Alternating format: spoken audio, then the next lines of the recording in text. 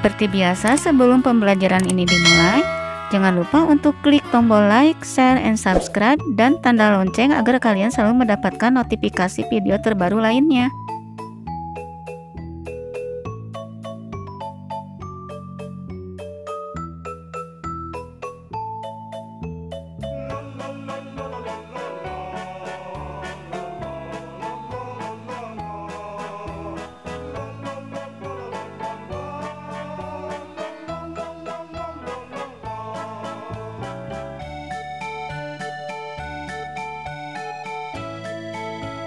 Anak-anak, tujuan pembelajaran yang akan kita capai pada pembelajaran kali ini yaitu 1. Setelah membaca teks tentang perjuangan mempertahankan kemerdekaan Indonesia, siswa mampu mengidentifikasi ciri-ciri kalimat efektif pada teks tentang semangat persatuan. 2.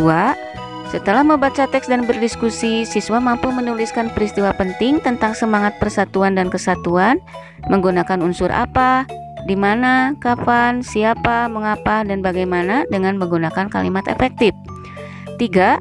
Setelah membaca teks dan menggali informasi dari berbagai sumber, siswa mampu menyebutkan makna upaya mempertahankan kemerdekaan melalui peta pikiran. 4.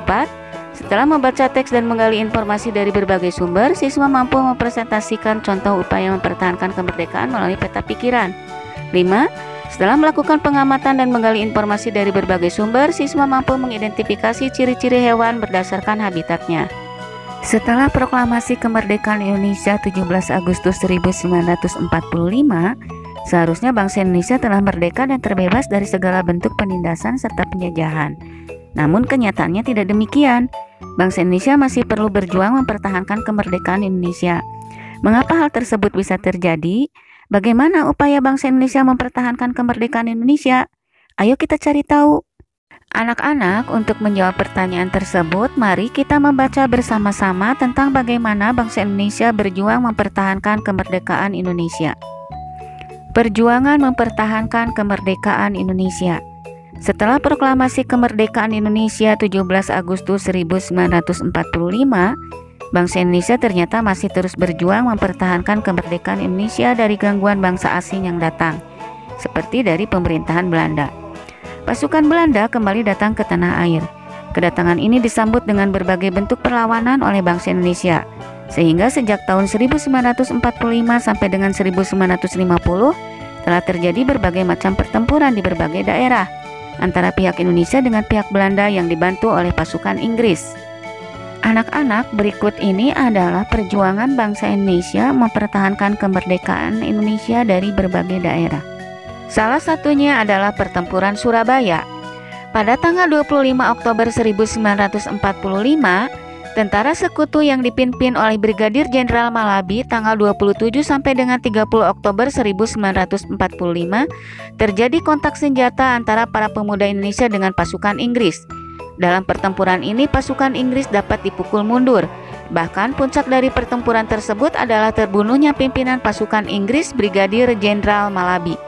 Pada tanggal 9 November 1945, Inggris mengeluarkan ultimatum yang berisi, semua pimpinan dan orang Indonesia yang bersenjata harus melapor dan meletakkan senjatanya di tempat yang ditentukan dan menyerahkan diri dengan mengangkat tangan. Namun ultimatum tersebut ditolak oleh pihak Indonesia. Pada tanggal 10 November 1945 terjadi pertempuran yang sangat dahsyat. Pasukan Inggris menggempur Surabaya dari darat, laut, dan udara. Peristiwa 10 November ini diperingati sebagai Hari Pahlawan. Anak-anak, setelah kalian membaca dan mendengarkan mengenai perjuangan bangsa Indonesia mempertahankan kemerdekaan, maka untuk selanjutnya kalian ditugaskan untuk mengisi peta pikiran mengenai peristiwa-peristiwa penting dari bacaan yang tadi kalian baca pada kolom yang telah disediakan dengan menggunakan kalimat efektif. Perhatikan contoh berikut ini.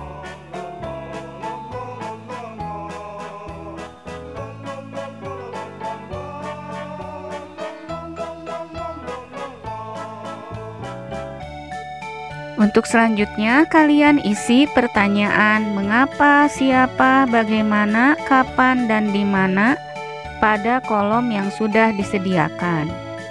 Namun, sebelum kalian mengisi peta pikiran tersebut, ada baiknya kalian untuk memahami kembali apa itu yang dimaksud dengan kalimat efektif. Kalimat efektif adalah kalimat yang mengandung gagasan pembicara atau penulis yang terdiri atas kata-kata yang mempunyai unsur SPOK. Adapun ciri-ciri kalimat efektif adalah 1. Memiliki unsur penting atau pokok minimal unsur subjek dan predikat.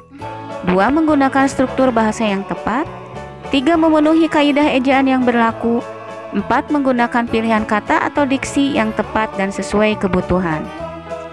Anak-anak, setelah kalian memahami apa itu kalimat efektif, selanjutnya buatlah tulisan menggunakan kata-kata sendiri tentang pertempuran Surabaya berdasarkan peta pikiran yang telah kamu buat dan gunakanlah kalimat efektif. Selanjutnya, baca kembali teks tentang pertempuran Surabaya dan jawab pertanyaan berikut.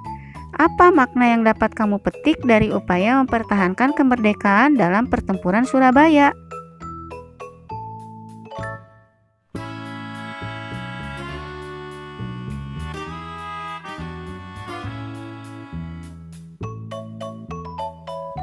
Setelah kalian belajar tentang sejarah perjuangan mempertahankan kemerdekaan, sekarang kalian mempelajari tentang cara hewan menyesuaikan diri dengan lingkungan tempat tinggalnya. Apakah kalian pernah mengamati ayam, bebek, ikan, dan cicak? Apakah kalian mengetahui ciri-ciri hewan tersebut? Apakah kalian juga mengetahui ciri-ciri tempat tinggalnya? Tuliskan ciri-ciri hewan tersebut pada kolom yang tersedia seperti contoh berikut.